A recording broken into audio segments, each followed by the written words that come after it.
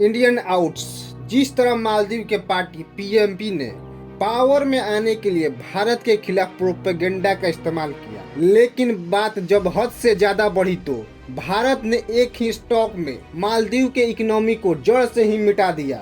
ऐसी सिचुएशन खड़ा करके मालदीव के रूलिंग पार्टी ने खुद के ही पैरों पर कुल्हाड़ी मार लिया और सेम इसी तरह गलती कर रहा है हमारा पड़ोसी देश बांग्लादेश।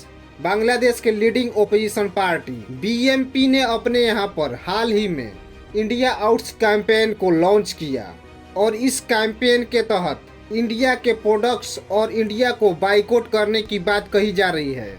ऐसे में सवाल उठना लाजमी है दोस्तों, आखिर क्यों बांग्लादेश भारत के खिलाफ ऐसे कैंपेन चला रहा है और क्या बांग्लादेश भी मालदीव की तरह ही अपनी गलतियां रिपीट करता हुआ नजर आ रहा है। दोस्तों, अगर आप इस चैनल पर नए हैं तो हमारे इस चैनल को सपोर्ट करना ना भूलें।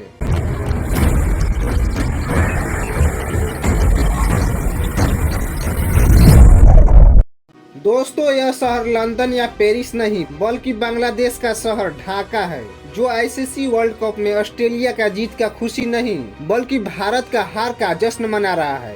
इंडिया बुआ, इंडिया बुआ। बांग्लादेश जीतो भाई तो खुशी हुई ना, तो खुशी से ऑस्ट्रेलिया से तो भाई। जी हाँ, बिल्कुल सही सुना आपने। कुछ ऐसा ही नफरत साल 2017 एशिया कप फाइनल में देखने को मिला था, जब बांग्लादेश के न्यूज़पेपर के फ्रंट पेज पर ही इंडियन क्रिकेटर प्लेयर के आधे मुंडे हुए सर छपे हुए थे।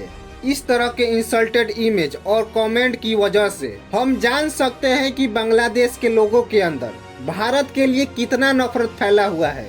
दोस्तों, आपको यहाँ पर एक इंटरेस्टिंग चीज बता देते हैं। बांग्लादेश जो है इंटरटेनमेंट से लेकर हेल्थ केयर, क्लोथिंग से लेकर फूड तक, ये सारे चीजों के लिए भारत पर ही निर्भर है। दोस्तों, यहाँ तक कि उनकी आजादी में भी योगदान करने वाला भारत ही था। आखिर क्यों बांग्लादेश के लोगों के अंदर एंटी इंडियन सेंटीमेंट्स आए?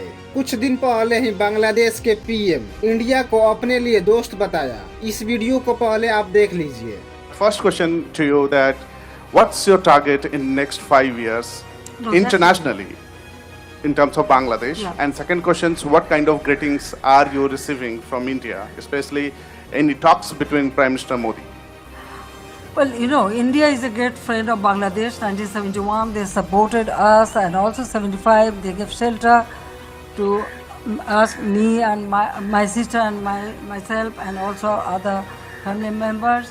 So India, we consider our next door neighbor, and we have many problems, but we solve it through bilaterally. So I really appreciate that with neighbor we have wonderful relationship.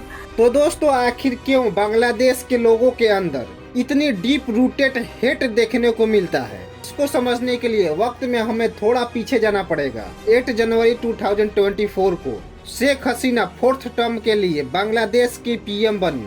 इसके बाद से ही opposition party ने उन पर यह आरोप लगाते हुए कहा कि शेख हसीना ने इंडिया की मदद से इलेक्शन को रिग किया है, यानी उन्होंने इंडिया की मदद से इलेक्शन में घोटाले किए और इस तरह बांग्लादेश की पीएम बनी है। इसी को विरोध करने के लिए बांग्लादेश में नेशनलिस्ट पार्टी ने #इंडियन आउट कैंपेन रन किया है। दोस्तों, कहानी यहाँ खत्म नहीं हुई है, बल्कि यहाँ से तो शुरुआत हुई है। इस कैंपेन के पीछे हाथ है कुछ बहुत ही पावरफुल एंटी इंडियन फोर्स का। दोस्तों, क्या आपको पता है यह कैंपेन बांग्लादेश से नहीं बल्कि लंदन से ऑपरेट किया जा रहा है, जो बीएमपी के चेयरमैन तारिक रहमान चला रहा है। दोस्तों, यहाँ से आपको एक इंटरेस्टिंग चीज पता चलती है। बीएमपी के chairman Tarique Rahman major general Ziaur Rahman के बेटा है, जो पाकिस्तान आर्मी में एक टॉप पोजीशन पर था और बांग्लादेश के सबसे पहला मिलिट्री ऑफिसर्स भी। इनफैक्ट उन्होंने 1965 में इंडिया के खिलाफ वार भी किए थे, जिसके लिए उनको पाकिस्तान गवर्नमेंट के द्वारा ऑनर देकर सम्मानित भी किया गया था। और इसी की वजह से उनके दिल में इंडिया के खिलाफ बहुत ही बड़ा नफरत पैदा हुआ था। जैसे ही 8 जनवरी 2024 को बांग्लादेश में शेख हसीना की पार्टी जीतती है, वैसे ही तारिक ने अपने पार्टी के मेंबर्स को यह ऑर्डर दिया कि बांग्लादेश में मालदीव की तरह ही इंडियन आउट्स कैंपेन शुरू किया जाए इसके तुरंत बाद ही बीएमपी के साइबर एक्टिव हो चुके थे और इंडिया के खिलाफ ट्वीट करते जा रहे थे, जिसमें India out, Indian products ban, boycott Indian शुरू हो चुका था। दोस्तों, यदि हमारा वीडियो आपको इन्फॉर्मेटिव लगा हो तो हमारे चैनल को सपोर्ट करना ना भूलें।